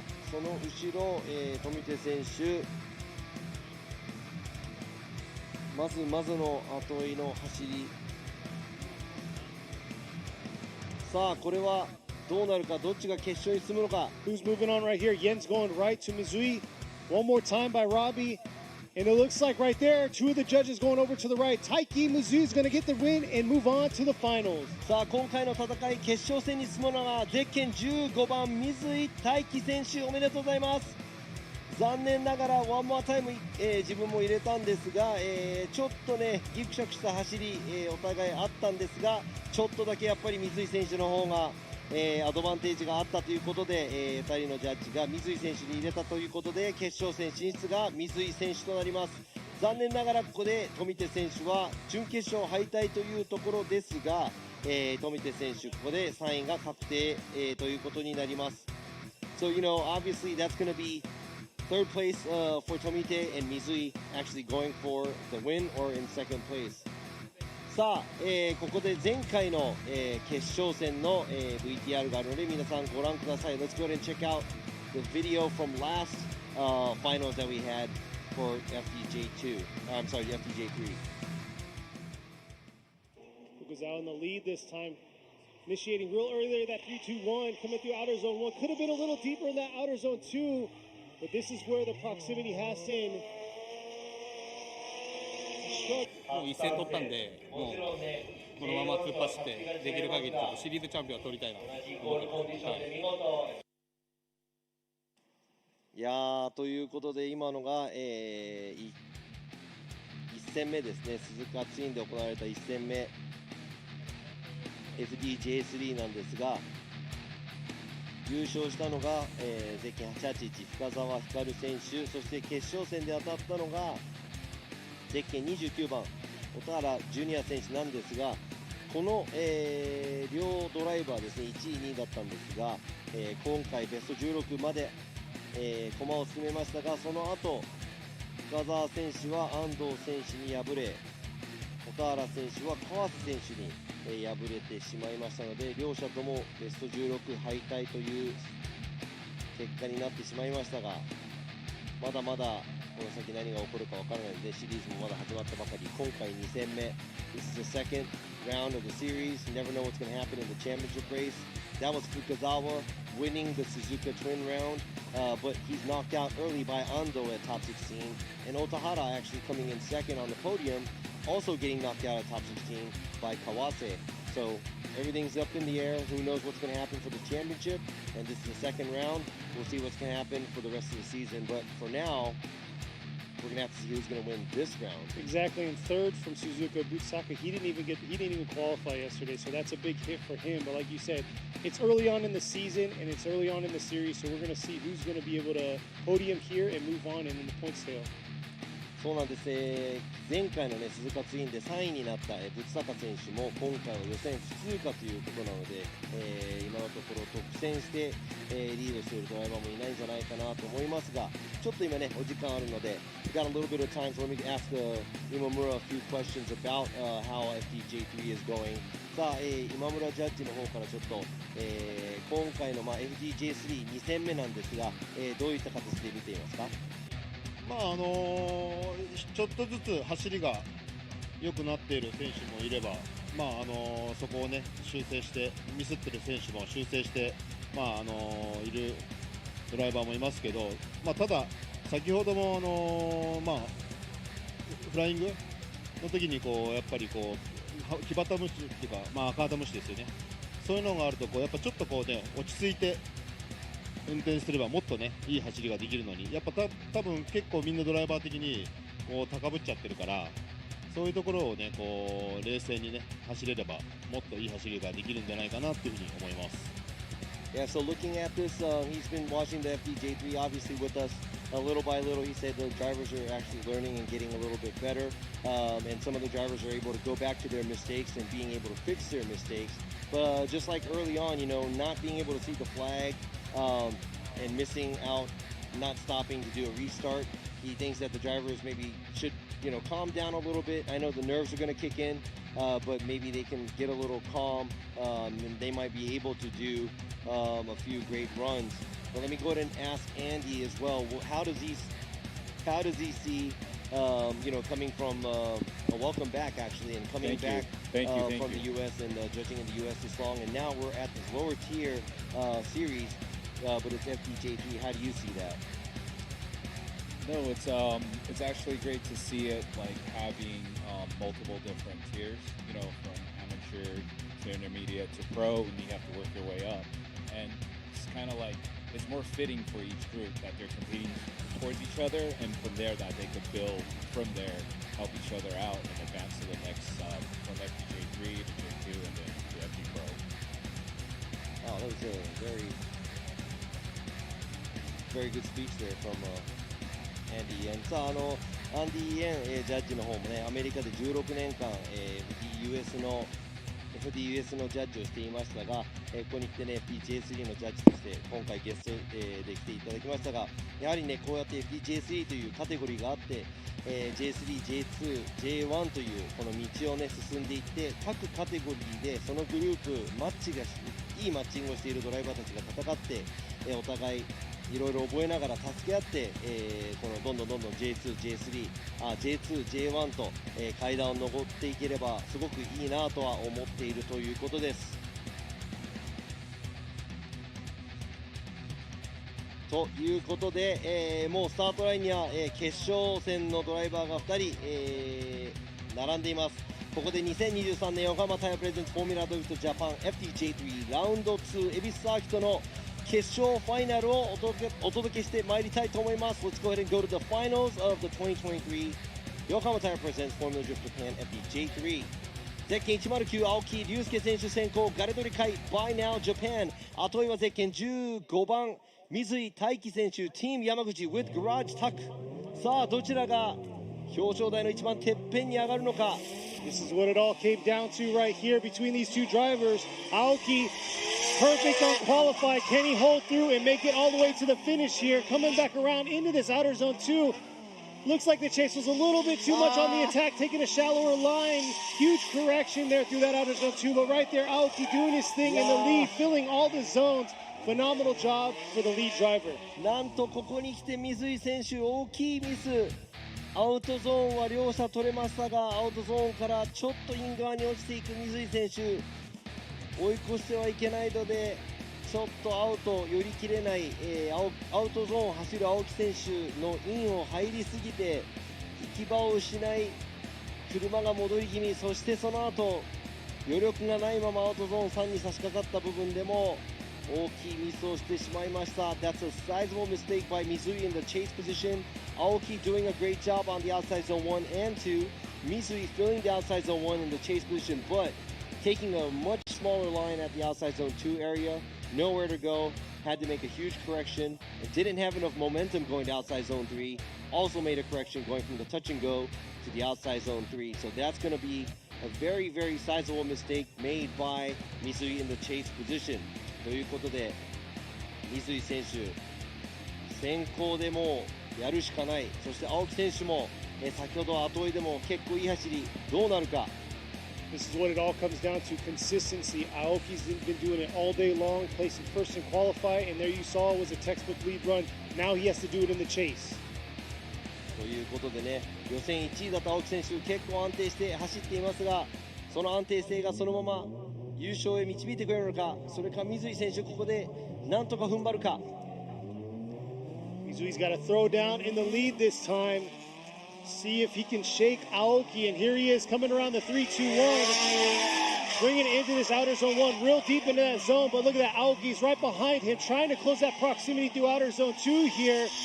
Aoki looking pretty clean into this touch and go, into this mid-chase position, coming around this outer zone 3.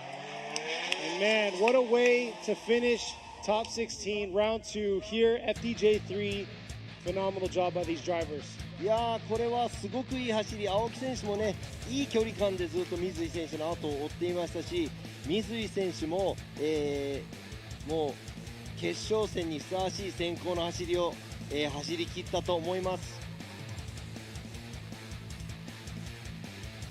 So that looked like a pretty solid run by Mizui and Aoki, not being super close but staying within good proximity to catch the lead car in the chase position. So I would have to say that was a very beautiful finals that we just had. But now we have to make a choice of who's going to be taking the win.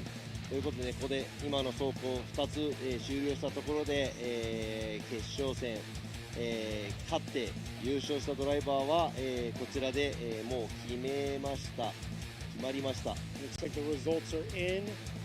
そうですね。 Robbie's giving the thumbs up. We're going to wait for these cars to come forward and announce. さあそうですね、決勝戦、戦い抜いたドライバー、そして3位に輝いた、ドライバー3台とも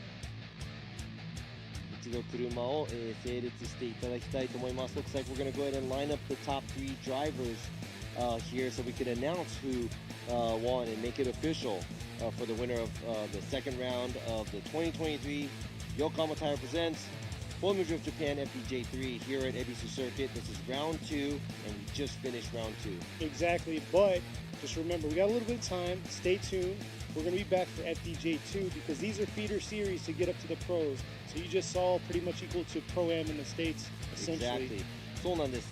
この後すぐですね、すぐではない、ちょっと時間が空けますが、今回 FDJ3、これでね、優勝者をアナウンスした後ですね、FDJ2 の方も、決勝がトップ16からありますので、今日の午後それを、楽しんでいただきたいなと思いますので、この決勝の、結果を見てから少し休憩を取ってから、FDJ2 に入りたいと思いますので、ケニーもお腹が空いているということで、Kenny's hungry, so gotta feed you. That's true. Well, then again, yeah, I might get hangry. But there they are, ready to go. They're going to pull forward now, line up, and we're going to go ahead and give this announcement on who's going to take home round 2 here at EBISU Circuit West Course for the FDJ3, sponsored by Yokohama Tires. いや本当ね、この、ワンメイクタイヤの、シリーズすごく面白いと思います。なぜなら、全ドライバーがね、アドバンの、同じタイヤで戦うと、アドバン APEX V601 で、同じグリップレベルで、全ドライバー戦いますということで、やはり、車作り、セッティング、そしてドライバーの腕で、戦ってここまで来ました。この3名のドライバーです。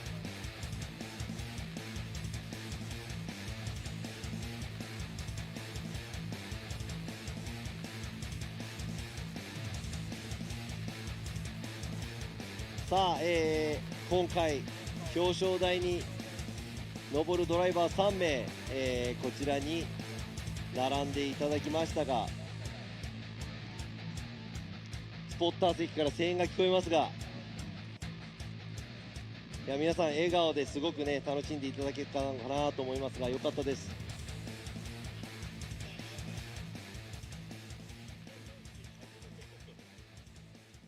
さあ今回ね、表彰ドライバーの3名をここに並べましたが、 There's the top three drivers of、today's round 2 here at EBISU Circuit.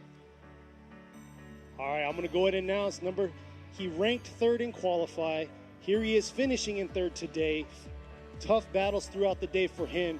He's in a celebration with Kizuna Max Hirosho in the JZX 100 Chaser, number 210, Kazuyuki Tomite.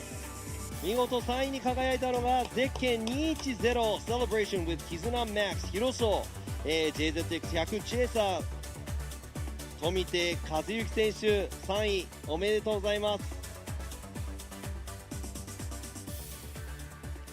ということでここまで来ました。2023年横浜タイヤプレゼンツフォーミュラドリフトジャパン FDJ3 Round 2優勝ドライバーThe winner here at the second round of FDJ3 goes to driving a JZX 100 Mark II, Garedoi Kai, by now Japan, Zekken 109, Aoki Ryusuke gets the win! おめでとうございます。青木隆介選手、見事優勝。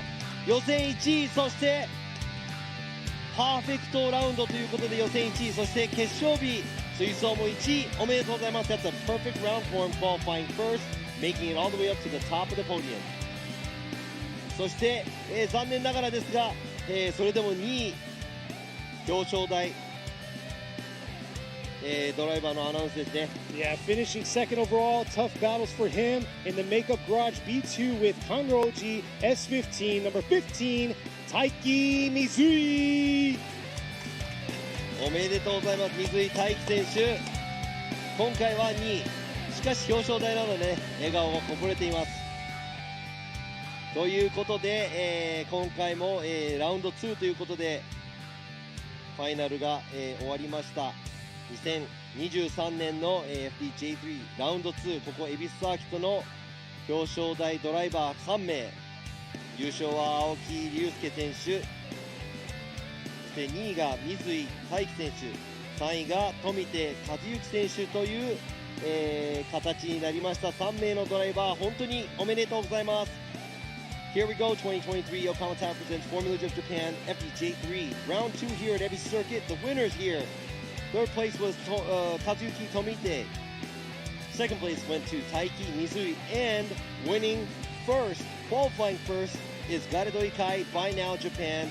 Car number 109, Ryusuke Aoki. おめでとうございます。